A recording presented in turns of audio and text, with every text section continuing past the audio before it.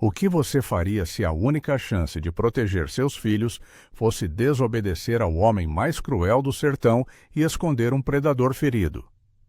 Nesta história da Bahia de 1840, a viúva Isaura precisa fazer exatamente isso, arriscando ser acusada de bruxaria e jogada no pântano. Prepare-se para conhecer o verdadeiro significado de desespero e milagre. A justiça nem sempre vem pela lei, mas pela coragem. Antes de mergulharmos nos segredos da fazenda do coronel, assine o canal agora, porque o final desta jornada de vingança e redenção vai chocar você. Isaura sentiu o toque áspero e frio da medalha de prata contra o peito, um lembrete silencioso e escondido de que ela não estava sozinha, mesmo que seu corpo estivesse imerso na solidão opressiva do sertão. A ponta da vara de colheita deslizou pelo lodo espesso, o som de sucção da lama se misturando ao quaquarice incessante das rãs escondidas na beira do rio. Um coro úmido que anunciava a proximidade do Pantanal, ali na divisa da Bahia. A manhã mal havia rompido, mas o ar já estava carregado não apenas com a úmido frescor da madrugada, mas com o fedor pesado e doce de putrefação e vida selvagem que só as grandes várzeas conhecem. Isaura, 30 anos, parecia mais velha sob o sol que mal se anunciava, marcada pela poeira fina que cobria sua chita desbotada, cor de terra e cansaço. Tinha que juntar as ervas antes que a névoa, que funcionava como um véu protetor, se dissipasse completamente, revelando-a aos olhos indesejados. Ela não estava ali por lazer, mas por necessidade. A sobrevivência de seus 2 filhos, João, de 8 anos, e Marina, de 5, dependia daquele punhado de erva doce e chapéu de couro. Seu pequeno lar, uma cabana de pau a pique, que parecia prestes a desmoronar a cada chuva, ficava a uma caminhada de meia hora dali, na divisa não oficial da fazenda Águas Mortas, pertencente ao homem cuja crueldade era tema de sussurros nas raras reuniões do povoado. Coronel Antônio, o Carrasco Menezes, o coronel, exigia uma dádiva de todos que ousassem viver ou trabalhar nas terras que ele, por decreto não escrito, considerava suas, e a dádiva de Isaura era não só pagar com ervas e remédios para suas ressacas e feridas, mas também a constante ameaça de que, se o pagamento falhasse, ela e as crianças seriam expulsas para a própria boca do Pantanal, onde a terra era pura lama e desespero. Um barulho seco, de cascalho revolvido por botas pesadas, cortou o coro das rãs. O coração de Isaura estacou, de adrenalina pura. Ela se encolheu instintivamente sob uma moita de samambaias gigantes, apertando o cesto de vime contra si. A névoa não a protegeria por muito mais tempo. 2 silhuetas se materializaram do meio da bruma. O coronel Menezes, montado em seu cavalo baio, e ao lado, seu capataz, um homem magro e de olhar vazio chamado Silvestre. O coronel não costumava sair tão cedo, o que indicava que ele estava furioso ou em busca de algo específico. O cheiro de suor e couro úmido dos cavalos alcançou Isaura antes que a voz grave do coronel ecoasse pela várzea. Procurando por algum resto de gado, Silvestre. Aquela onça maldita ainda está por aí, garantida. Preciso do couro dela como troféu, e de quem a ousou alimentar. Diga à viúva. O coronel fez uma pausa dramática, puxando as rédeas com força, forçando o cavalo a relinchar e empinar, um display de poder desnecessário na solidão daquele lugar. Diga a Isaura que hoje quero 20 pães de açúcar e não as suas rezas e suas folhas mofadas. Se ela não tiver, o preço será a cabana. Sim, coronel. Ela deve estar juntando as porcarias dela agora, respondeu Silvestre, com uma voz que parecia feita de areia e desinteresse. Aquele pedacinho de conversa era a certeza de Isaura de que o prazo final havia chegado. Não havia pães de açúcar em sua cabana, apenas a promessa vazia de um futuro melhor. Sentindo a pressão da terra fria e úmida sob seus joelhos, ela esperou que os homens passassem, o ritmo lento dos cascos martelando seu medo. Ela não conseguia tirar os olhos do coronel, cujo rosto, mesmo de perfil, exibia uma dureza pétrea, um símbolo de vingança e opressão. Assim que o som dos cavalos se perdeu na poeira das trilhas distantes, Isaura se levantou, limpando o lodo da chita desbotada com movimentos rápidos e tensos. Ela precisava de mais do que ervas, precisava de um milagre, ou pelo menos, de um plano. Ela se moveu para o coração do pântano, onde as tábuas e os aguapés formavam um labirinto verde e sombrio, o único lugar onde o coronel não ousaria enviar seus homens, temendo a lama movediça. Ela buscava por uma raiz rara, conhecida por estancar sangramentos, que crescia apenas onde a água era mais turva e o cheiro de mofo mais intenso. Ela andou por mais uns 10 minutos, o sol já começando a queimar a nuca, quando encontrou a raiz, grossa e cheia de terra escura. Ao puxá-la, no entanto, ela não encontrou apenas a planta. Atrás de uma cortina de juncos quebrados, onde a água formava um pequeno lago de superfície calma e enganosa, havia uma mancha escura e viva. Era uma onça pintada adulta deitada de lado, e a mancha escura não era lama, mas sangue. O animal gemia baixo, um som que não era ameaça, mas sim a pura expressão de dor animal, cortando o silêncio do pântano. A onça havia sido baleada na pata traseira e tentava lamber a ferida, mas estava visivelmente fraca. A visão paralisou Isaura, o do perigo transformado em piedade. Uma onça era o predador mais temido do Pantanal, a personificação da natureza selvagem. Mas a ferida a tornava uma vítima. Era o animal que o coronel procurava, e encontrá-lo ali, ferido e indefeso, era o mesmo que encontrar um bilhete de morte. Se ela o denunciasse, ganharia a gratidão do coronel, talvez até algum tempo de sobrevida. Mas se ela o salvasse... O segredo seria enorme. Ela notou um detalhe estranho. Ao lado da onça havia um pequeno objeto brilhante. Um colar, talvez, ou uma etiqueta, algo que parecia deslocado na escuridão úmida da margem. Isaura não se atreveu a se aproximar, mas o brilho fraco refletido na água parada era outro, um chamariz para a curiosidade e o risco. O animal abriu os olhos, encarando Isaura. Eram olhos de um âmbar profundo, cheios de uma inteligência selvagem e, surpreendentemente, sem agressividade imediata. Havia um entendimento silencioso entre a humana e o predador, duas criaturas à beira da aniquilação. A lei da fazenda Águas Mortas e do coronel Menezes era clara. Tudo que lhe pertencia ou lhe ameaçava deveria ser destruído. Salvar este animal era declarar guerra não só à lei dos homens, mas às superstições do povo, que viam na onça um presságio do mal. Mas o instinto de Isaura, o mesmo que a fazia misturar ervas e rezar pelas crianças, não a deixou fugir. Ela não era apenas uma mãe viúva, mas uma curandeira, e a dor, fosse ela de homem ou de animal, exigia a sua arte. Tirando a medalha de prata do pescoço, ela a beijou rapidamente, um gesto de promessa e proteção, e escondeu-a no decote de sua chita desbotada, onde ninguém a veria. Ela então soltou o cesto de ervas, decidindo-se. A onça gemeu novamente. "Eu vou te ajudar", ela sussurrou em português, uma promessa que não era apenas para o animal, mas para si mesma, um desafio contra o coronel. "Mas você tem que me prometer que não vai me matar, e nem aos meus filhos." A onça fechou os olhos lentamente, aceitando a trégua forçada pelo desespero da ferida.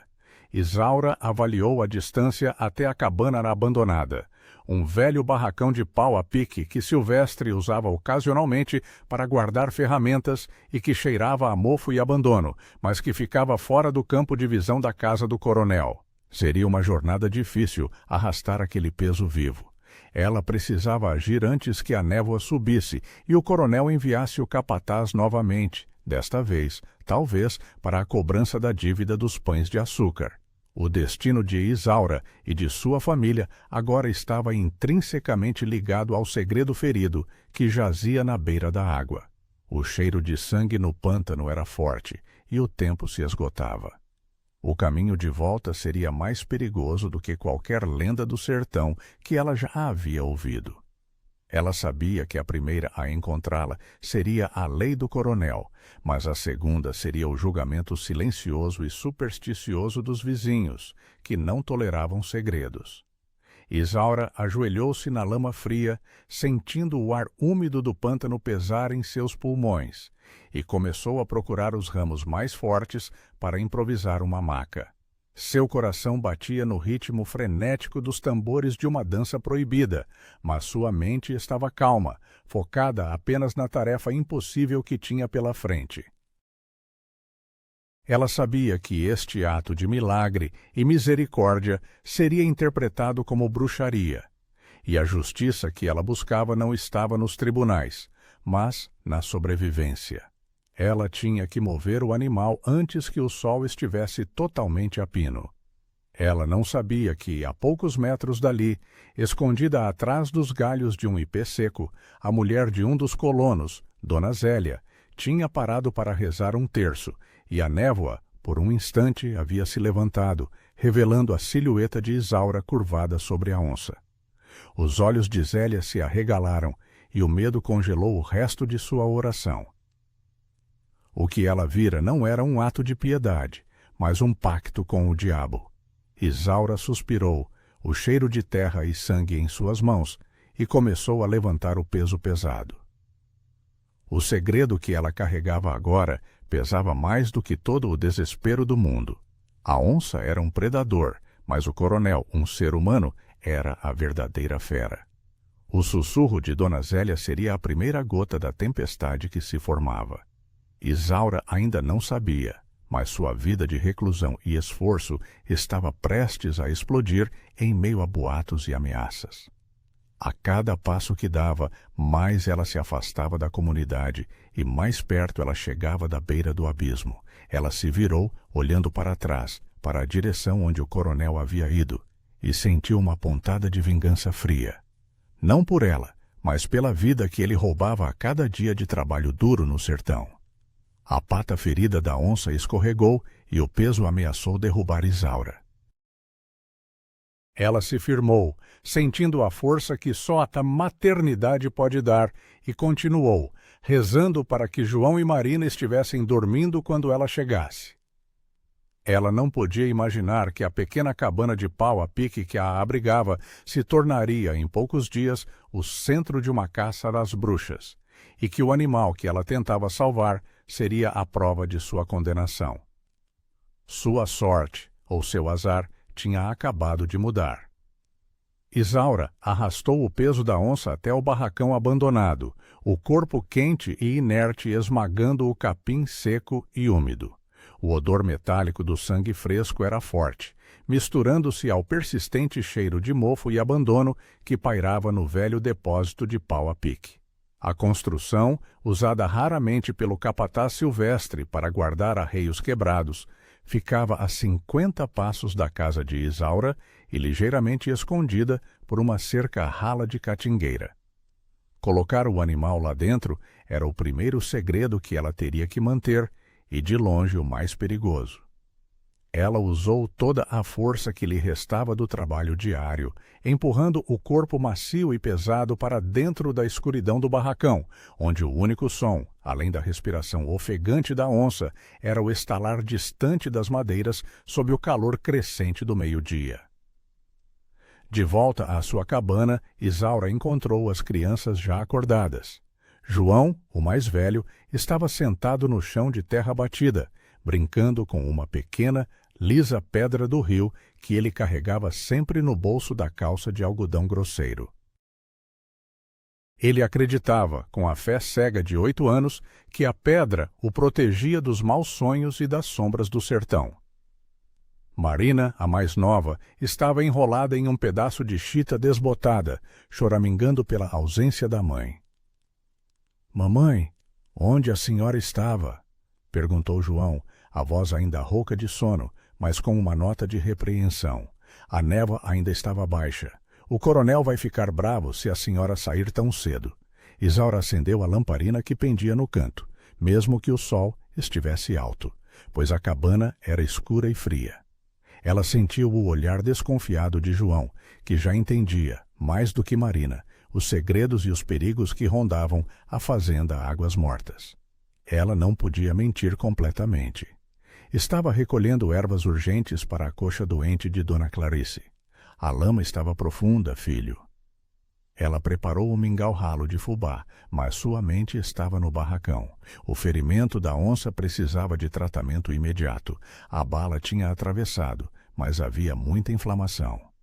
Isaura sabia que precisaria de água fervida e dos ungüentos mais fortes, aqueles que cheiravam a floresta e a vingança contra a dor. Ela sentia o peso daquele desespero em seus ombros, a dualidade de proteger uma fera para salvar a si mesma. Mais tarde, enquanto ela ia e voltava da cabana para o barracão, levando potes de barro e panos limpos, João a seguiu. Ele era silencioso, quase invisível, como um filhote selvagem. Quando Isaura entrou no barracão pela terceira vez, deixando a porta entreaberta, ele espiou pela fresta da parede de pau a pique. Ele viu a onça pintada. O animal era imenso, muito maior do que ele imaginara, com o pelo dourado manchado de escuridão. O medo deveria tê-lo feito gritar, mas a dor visível nos olhos do animal, a pata estendida e o gemido baixo que a onça soltou, prenderam João ao invés de afastá-lo. A onça não parecia um monstro, mas sim um gigante ferido. O cheiro de mofo e o sangue se misturavam de forma nauseante, mas João não se afastou. Isaura, de costas, esfregava uma pasta de cinzas e ervas na ferida. "Ele vai ficar bom, mamãe." A voz de João fez Isaura saltar, quase derrubando o pote. Ela se virou, o rosto pálido. "João, você não devia estar aqui. É perigoso, muito perigoso." "É a onça que o coronel está caçando," ele afirmou sem questionar. "Por que a senhora está ajudando ele? O papai dizia que os animais selvagens não merecem nossa piedade." "Seu pai também dizia que toda vida merece uma chance, João," replicou Isaura, secando o suor da testa com as costas da mão. "E a piedade nem sempre é fácil. Este animal está sofrendo, e a maldade que ele carrega não é maior do que a maldade dos homens que o feriram. Você tem que jurar, pela memória de seu pai e pela sua pedra do rio, que você não vai contar este segredo a ninguém. Ninguém." João apertou a pedra do rio em sua mão. Ele olhou para a onça e depois para o rosto cansado da mãe, onde o desespero se misturava à coragem. "Eu juro, mamãe, mas ele vai ficar aqui? E se o coronel vier?" "Então nós vamos rezar para que ele não venha," respondeu Isaura, sabendo que as orações eram a única proteção real que lhes restava. Naquela tarde, o da ameaça voltou em forma de som conhecido. O ruído de cavalos se aproximando da fazenda. Não era o coronel, mas Silvestre, o capataz, e mais 2 homens. Eles não vieram diretamente para a cabana, mas para o pequeno riacho próximo, onde costumavam lavar as éguas. Isaura sentiu o pânico congelar suas veias. Ela pegou João pela mão e o levou para dentro da cabana, ordenando que ele e Marina ficassem calados. De dentro, ela podia ouvir os gritos de Silvestre. "Ele tem que estar por perto. O coronel disse que o rastro de sangue parava aqui, na beira do pântano. Se não trouxermos o couro da onça, seremos nós a pagar." Um dos homens, um sujeito conhecido por sua vingança rápida e pouca inteligência, começou a andar em direção ao barracão. "E se a viúva estiver escondendo algo? Ela é curandeira, anda sempre com ervas estranhas e tem aquele medalhão que só os supersticiosos usam. Dizem que ela fala com a mata." "Besteira," retrucou Silvestre, mas sua voz não tinha convicção. "Ela é apenas pobre. Mas vamos checar. Se o animal estiver lá, o coronel vai ter que renegociar o preço da dívida." Isurá agarrou a lamparina e a apagou, mergulhando o interior da cabana na escuridão, com a esperança de que parecesse desocupada. Ela podia sentir o cheiro de mofo e terra subindo do chão, um odor familiar de seu lar. Ela apertou Marina contra seu peito, mas seus olhos estavam fixos em João. O menino estava pálido, mas quieto. O da tensão aumentou quando as botas bateram pesadamente no chão em frente à cabana de pau a pique. Viúva! Isaura, onde estão os pães de açúcar? Gritou Silvestre, batendo a coronha do rifle na porta. O que o senhor quer, Silvestre? Respondeu Isaura, tentando soar mais irritada do que apavorada. Não tenho pães de açúcar, sabe disso. Só ervas e o trabalho das minhas mãos. Estamos caçando uma onça ferida que atacou o gado do coronel e o rastro vem para cá, disse o capataz, a voz ligeiramente abafada pela porta. Viemos ver se você viu algo ou se está escondendo algo que possa nos dar justiça por nosso prejuízo. Isaura respirou fundo, lembrando-se da medalha de prata escondida. Eu não vi nada, capataz, e não estou escondendo nada, exceto a pobreza. Se o senhor quiser ver a cabana, que veja, mas ela não vale nem o seu tempo. Silvestre hesitou, sentindo a hostilidade silenciosa. Os aldeões evitavam cruzar a linha da privacidade das mulheres, mesmo as viúvas. E o barracão? Aquele velho depósito de pau a pique? Está trancado, mentiu Isaura, e só tem teias de aranha e mofo. Seu uso. Felizmente, Silvestre se contentou com a resposta e o medo. Ele deu de ombros e se afastou. Vamos. O rastro deve ter ido para o lado do pântano. Eles se afastaram, os sons dos cavalos e dos gritos se perdendo na distância. Isaura e as crianças esperaram por mais tempo do que precisavam, ouvindo apenas o quaquarice dos sapos na escuridão. Quando finalmente se atreveu a ir ao barracão, ela viu que a onça havia removido o curativo, um sinal de que estava melhor, mas ainda selvagem. João, no entanto, havia entendido a urgência da situação. Ele havia deixado cair intencionalmente sua pedra do rio, a pequena pedra lisa, na entrada do barracão, como um aviso mudo, um pequeno segredo compartilhado entre ele e o animal. A pedra estava lá, um pequeno farol de fé e proteção, uma promessa.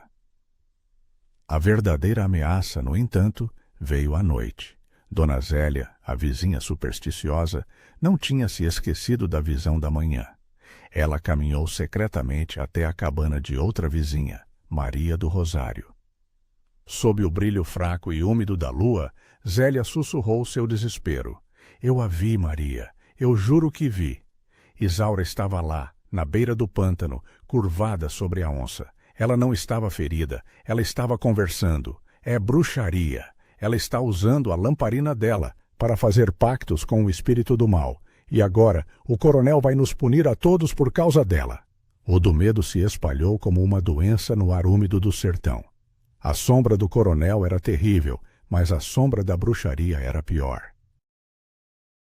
A partir daquela noite, o segredo de Isaura já não era mais só dela. Agora era a semente de sua condenação. A tensão estava apenas começando. O coronel voltaria, e não seria por causa de pães de açúcar. Os sussurros vieram primeiro, como o som de folhas secas sendo arrastadas pela poeira do sertão, mas em poucos dias transformaram-se em olhares abertos e frios.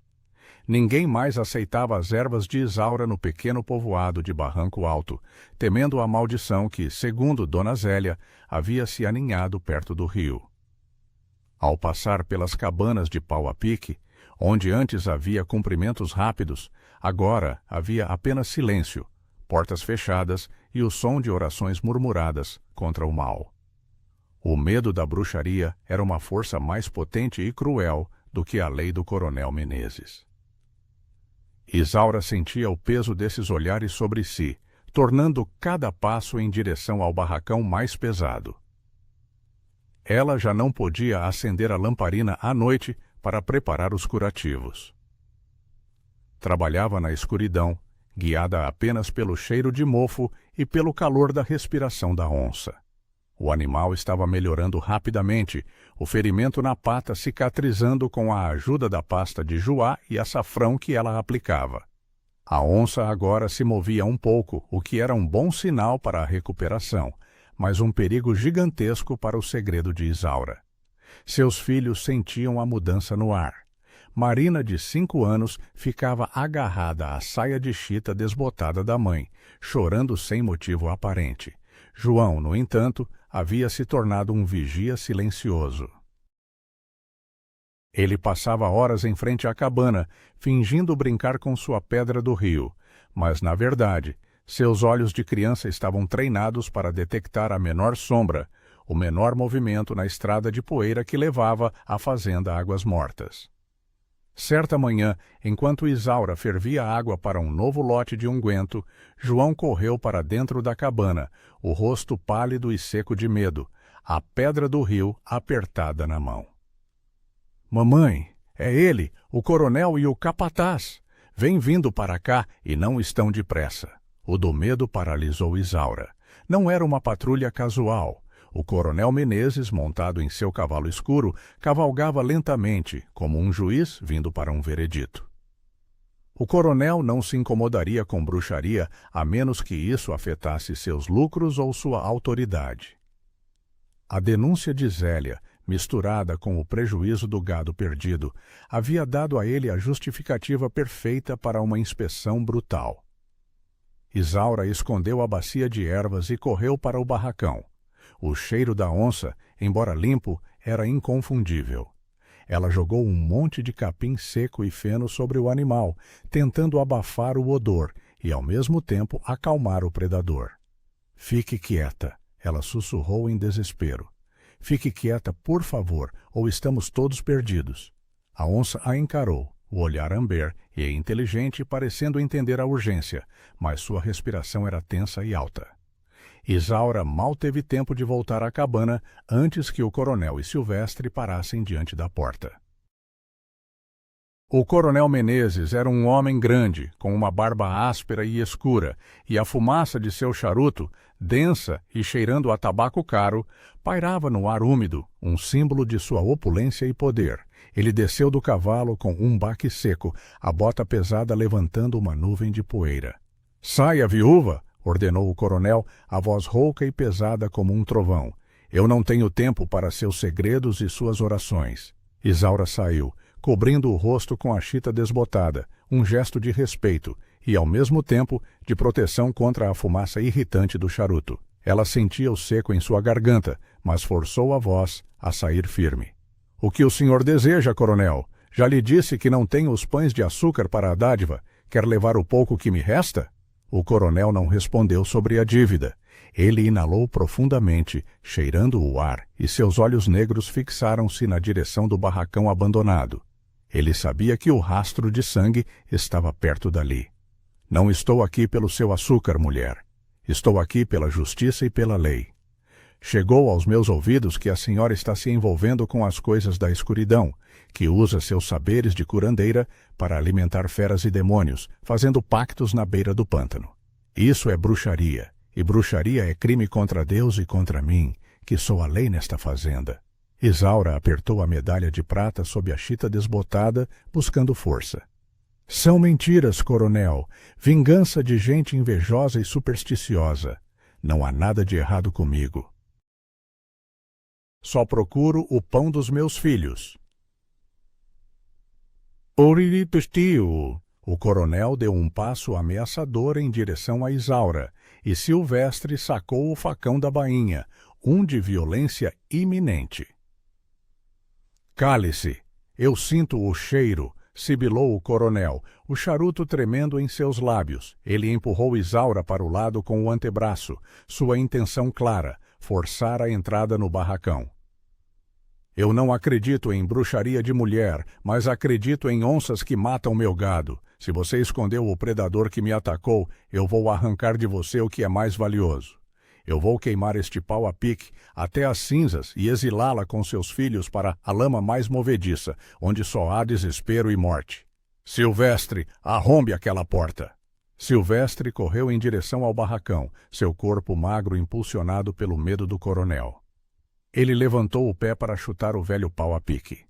Isaura, em um lampejo de desespero, correu e se jogou na frente da porta, abraçando as madeiras podres. — Não, não faça isso. As únicas coisas que tenho lá são restos de ferramentas e ervas estragadas pelo cheiro de mofo. O coronel Menezes parou, a testa franzida. A audácia da viúva o surpreendeu. Ele hesitou, olhando para o rosto desafiador e pálido de Isaura. Ele puxou seu chicote de couro, fazendo-o estalar no ar com um som seco e assustador, a poeira subindo em espiral. Afaste-se, antes que eu te ensine o que é a justiça dos homens, e não a dos seus demônios. Isaura não se moveu. Ela sentiu o calor do sol em seu rosto e o úmido do suor sob o chita desbotada, mas ela permaneceu firme, protegendo a porta. O coronel finalmente baixou o chicote. Ele não queria ferir uma mulher em público sem uma prova definitiva.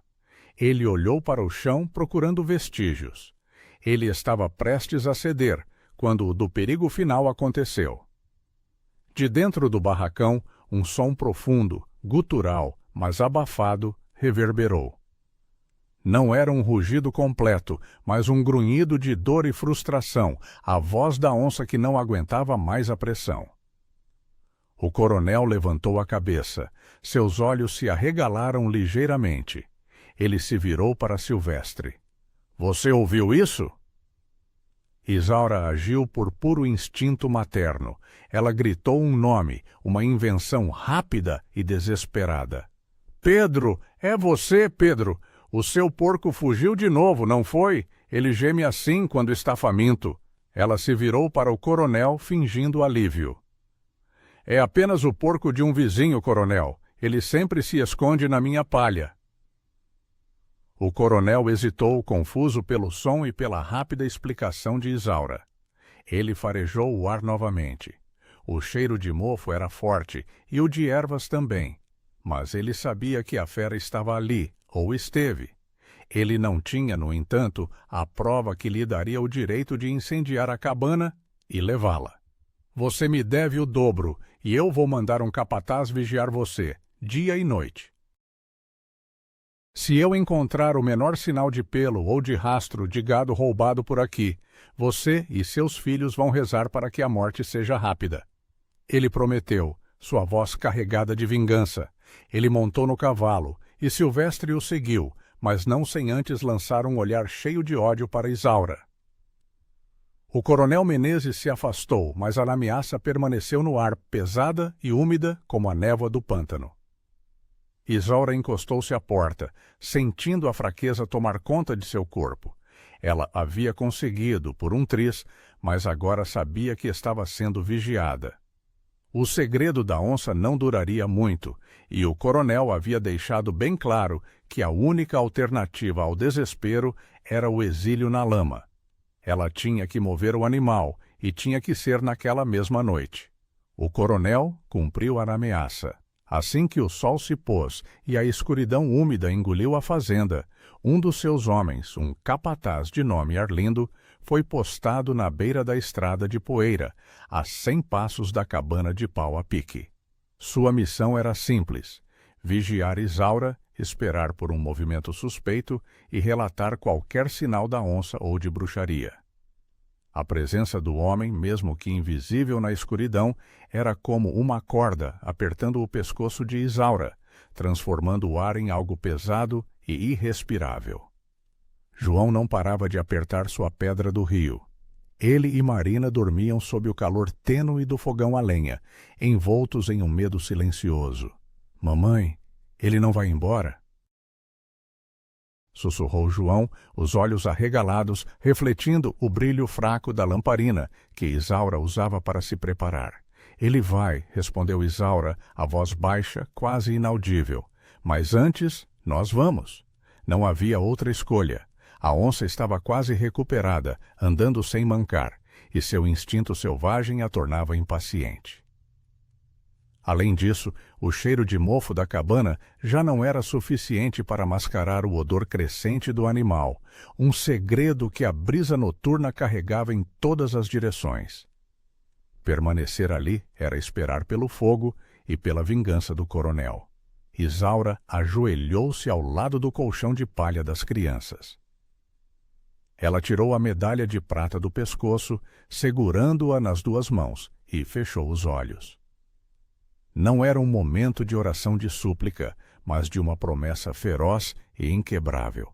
Ela não falava com santos ou anjos, mas com a memória de seu marido e com a própria terra. Eu juro, ela sussurrou na escuridão, sentindo o ar úmido beijar sua pele. Eu juro pela minha vida e pela alma dos meus filhos. Eu não vou aceitar a injustiça e o desespero. Vou protegê-los, custe o que custar.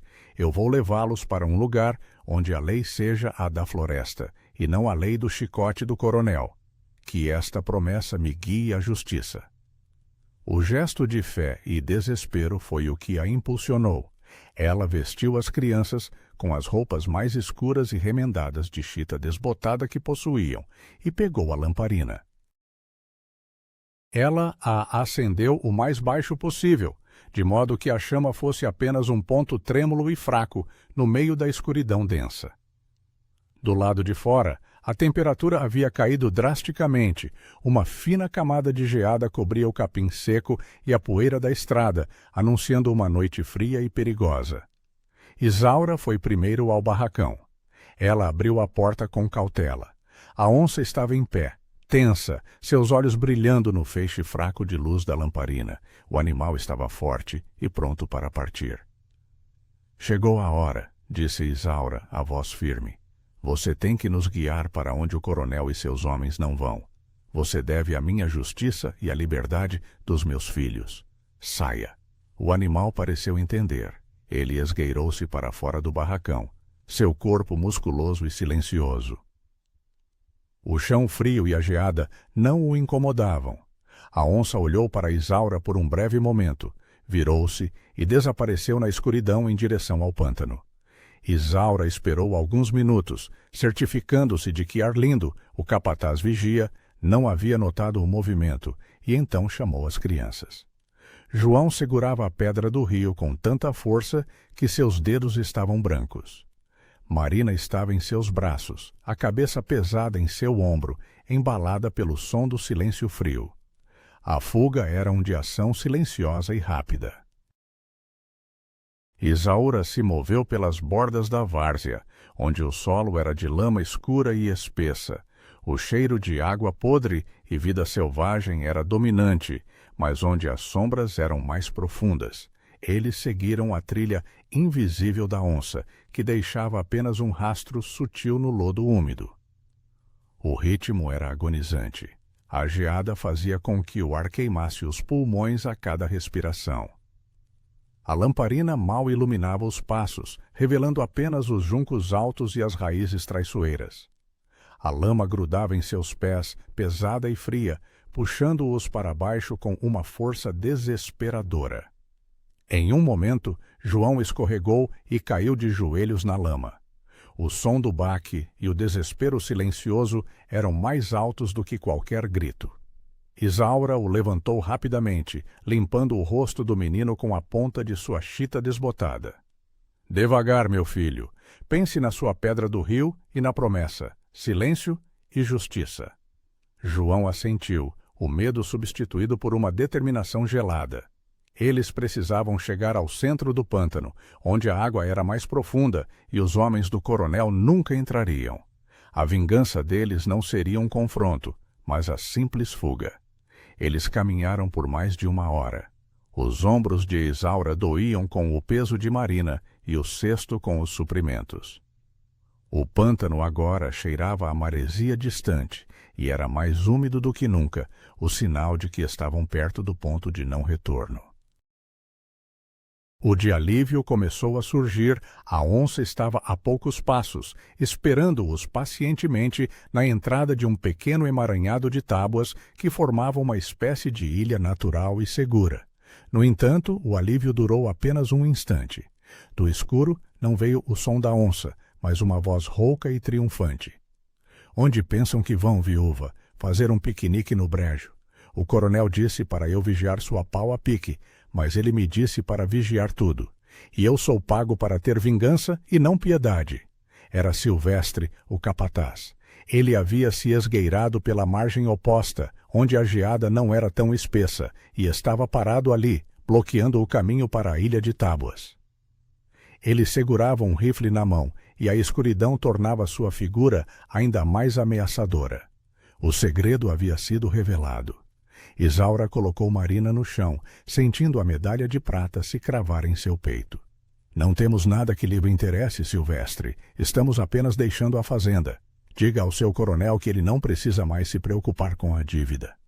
Ah, mas você tem algo que interessa a ele, respondeu Silvestre, levantando o rifle. Ele não estava olhando para as crianças. Ele olhava para o emaranhado de tábuas, onde a onça havia se escondido. O coronel não se importa com a sua bruxaria até que ela ataque o gado dele. E a fera está aí, eu sei que está. Eu senti o cheiro, mesmo com todo esse mofo de brejo. Você vai vir comigo, e a onça vai vir junto, viva ou morta. Se resistir, eu te exilo agora mesmo, aqui no meio do lamaçal. Pela justiça do coronel. A onça, sentindo a presença do inimigo e a ameaça, soltou um rosnado baixo e gutural, desta vez sem restrições. Isaura olhou para Silvestre, depois para a escuridão profunda do pântano e finalmente para seus filhos, cujo desespero era palpável na geada da noite. Ela havia feito uma promessa de justiça, mas agora parecia que a única coisa que a esperava era a vingança do coronel. Não havia como fugir. Ela estava presa com o predador e o segredo ao seu lado. O capataz se aproximava, a ponta do rifle apontada. A chance de escapar para a liberdade do brejo havia sido perdida. Isaura sabia que a próxima luz que ela veria seria a do julgamento na fazenda. Ela se preparou para a humilhação e a vingança que viriam, segurando as mãos dos filhos na escuridão. O sol da manhã já estava alto quando Silvestre, triunfante, arrastou Isaura e as crianças para o pátio central da fazenda Águas Mortas. O capataz havia amarrado as mãos de Isaura com uma corda de sisal áspera, cujas fibras secas e duras machucavam seus pulsos, uma dor física que se somava ao desespero de ver João e Marina tremendo ao seu lado. O ar da fazenda era diferente do úmido do pântano. Era seco, quente e pesado, com o forte e adocicado cheiro de cachaça em fermentação vindo do engenho, misturado à poeira fina levantada por dezenas de botas e cascos. Os colonos e alguns vizinhos, incluindo Dona Zélia, estavam reunidos, formando um círculo silencioso e julgador. O olhar da multidão era o mais doloroso. Não era apenas curiosidade, mas uma mistura tóxica de medo da bruxaria e satisfação pela queda de alguém que ousara desafiar a ordem. Coronel Antônio Menezes esperava, sentado em uma cadeira de couro na varanda da Casa Grande, um retrato vivo da justiça arbitrária. Ele vestia roupas limpas e brancas, um contraste cruel com a chita desbotada e enlameada de Isaura. O brilho seco do sol da Bahia refletia diretamente em seu rosto, tornando seus olhos de vingança ainda mais duros e implacáveis. Ao seu lado, Silvestre lhe cochichava os detalhes da captura no pântano. Viúva Isaura, começou o coronel, a voz ecoando pelo pátio com a autoridade que o dinheiro e a violência compravam. Você foi encontrada na escuridão, com seus filhos, tentando fugir para o miolo da lama, no exato local onde o rastro da onça assassina do meu gado se perdeu. Meu capataz a encontrou em flagrante, com evidências de um segredo nojento. Isaura levantou a cabeça, forçando-se a encará-lo. O calor do sol era quase insuportável, mas ela não podia se curvar. Não há segredos, coronel, apenas a fome e o medo. Eu ia embora para que o senhor me deixasse em paz. Mentira! Gritou o coronel, batendo a mão na mesa. Você não queria a paz. Você estava protegendo a fera, e o que é pior, ele inclinou-se, o olhar fixo e penetrante. Você estava se comunicando com ela. Estes aldeões aqui, ele gesticulou para a multidão, dizem que você fala com a mata, que usa seus talismãs e suas rezas para bruxaria e maldições.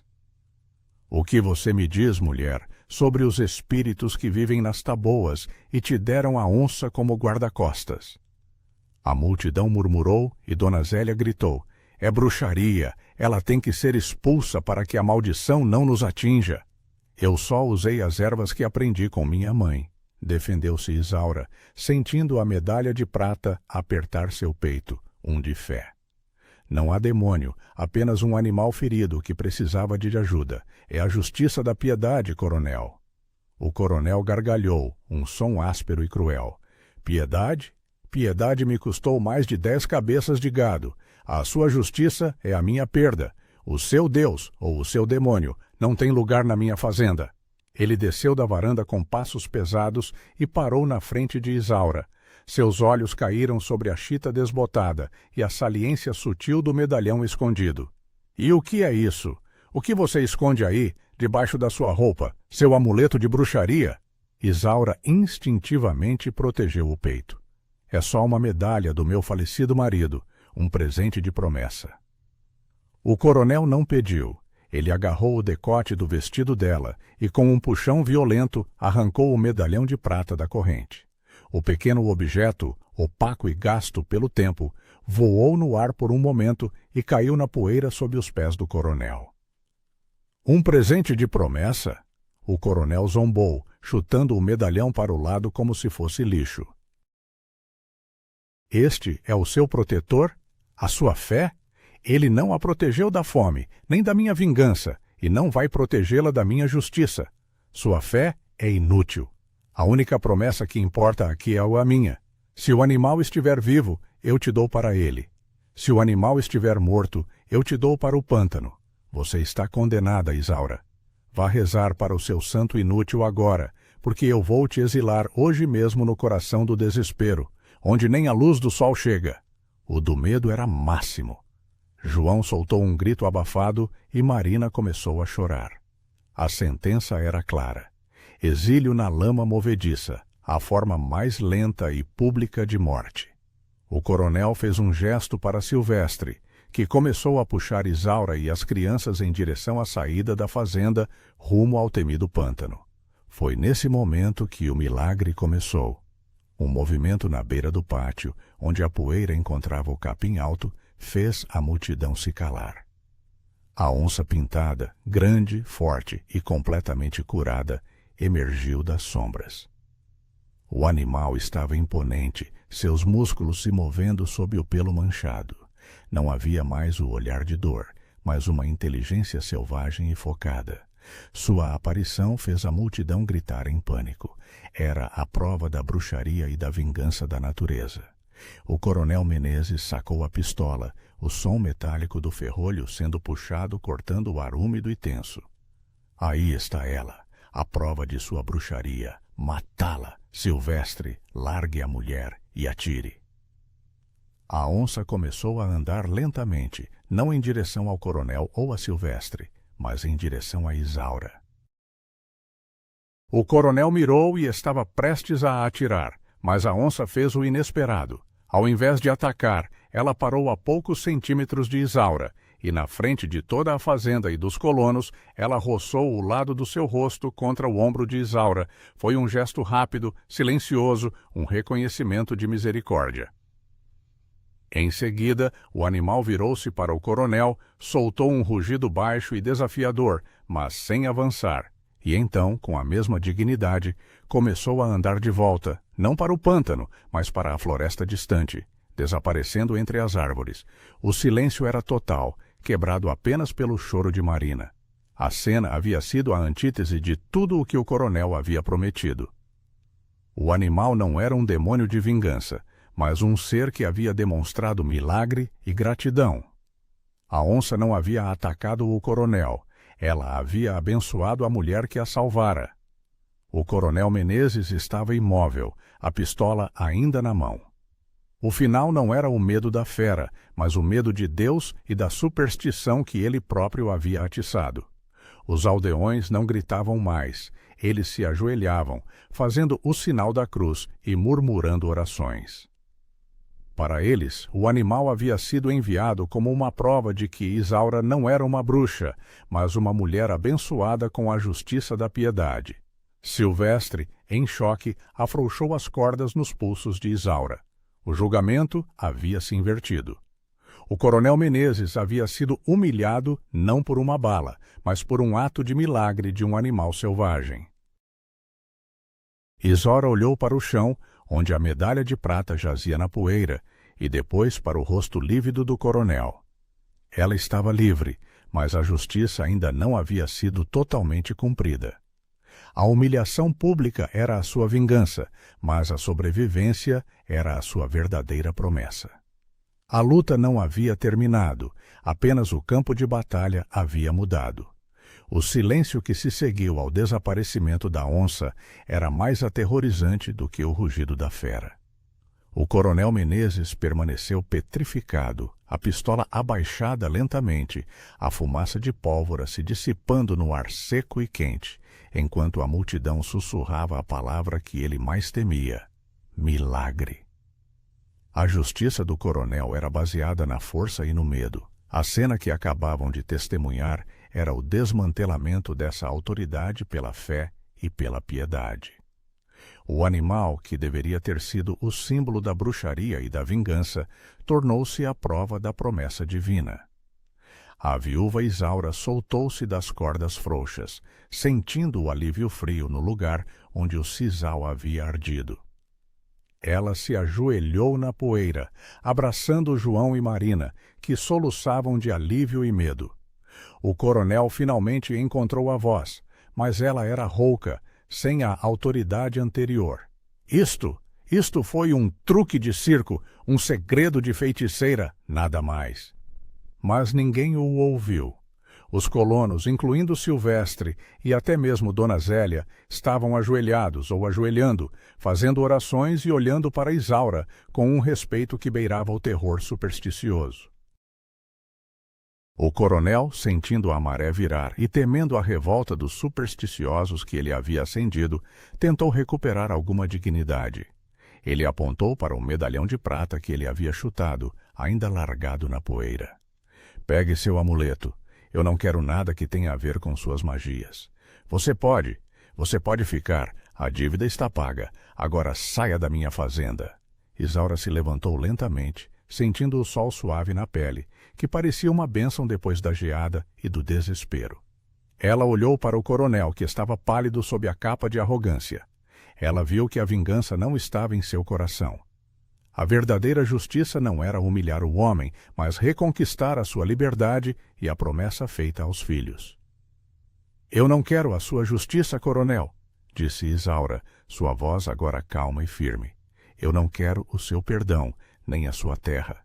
Eu só quero que o Senhor cumpra a sua palavra e nos deixe em paz. Eu e meus filhos voltaremos para o nosso pau a pique. Não queremos mais nada desta fazenda. Isaura fez o gesto de ir embora, mas João, agarrando a chita desbotada da mãe, a puxou de volta. Ele soltou a mão dela, onde a pedra do rio estava, e caminhou sozinho até o local exato onde a onça havia roçado o focinho em sua mãe. A poeira ali ainda estava ligeiramente marcada. O menino se inclinou, pegou a medalha de prata de Isaura e a entregou à mãe, que a recebeu com lágrimas nos olhos. Em seguida, João tirou sua pedra do rio do bolso e, com a solenidade de um sacerdote, colocou-a no chão, exatamente onde a onça havia estado. Era um de gratidão silenciosa, um payoff à sua fé infantil. Isaura colocou a medalha de prata de volta no pescoço, sentindo o toque familiar contra sua pele, um símbolo de que a promessa havia sido cumprida, não pela vingança do homem, mas pela misericórdia da fera. Ela pegou a mão de João e Marina. Eles deixaram a fazenda Águas Mortas. Ninguém os deteve. Ninguém os olhou com ódio, apenas com medo reverente. O caminho de volta para a cabana de pau a pique foi lento e cheio de ternura. A tensão e o úmido do desespero haviam desaparecido. A geada da manhã havia derretido e o ar da tarde era doce. Eles ouviram o som dos grilos retornando à vida normal, e o coacoarice dos sapos do pântano já não parecia ameaçador, mas um som de fundo familiar. Chegando à cabana, o pequeno pau a pique parecia um palácio de milagre e segurança. Isaura acendeu a lamparina. Ela sabia que o coronel a deixaria em paz, não por justiça, mas por medo do que a onça representava agora. O coronel havia usado a vingança e o desespero como ferramentas. Isaura havia vencido com a coragem de proteger uma vida selvagem e a promessa de proteger seus filhos. Ela olhou para os filhos, que se aninhavam na chita desbotada e remendada. Eles haviam cruzado a escuridão da bruxaria e o medo do coronel e voltavam com uma nova compreensão da justiça e da fé. A vida continuaria no sertão, difícil e simples, mas agora eles tinham uma promessa e um milagre em sua história. A lição de que a maior força de uma mãe é a misericórdia. O segredo da onça havia se transformado na lenda de Isaura. A história de Isaura nos ensina que o verdadeiro poder não está na vingança dos homens, mas na coragem silenciosa de cumprir uma promessa de misericórdia. O milagre não veio do céu, mas de um ato de bondade no meio do desespero do pântano. Diga-me nos comentários, você acha que Isaura agiu corretamente ao devolver a onça à floresta em vez de usá-la contra o coronel Menezes? E o que você faria com o medalhão de prata? Assine o canal agora e assista ao nosso próximo vídeo, onde exploramos outras histórias de justiça e redenção no sertão brasileiro.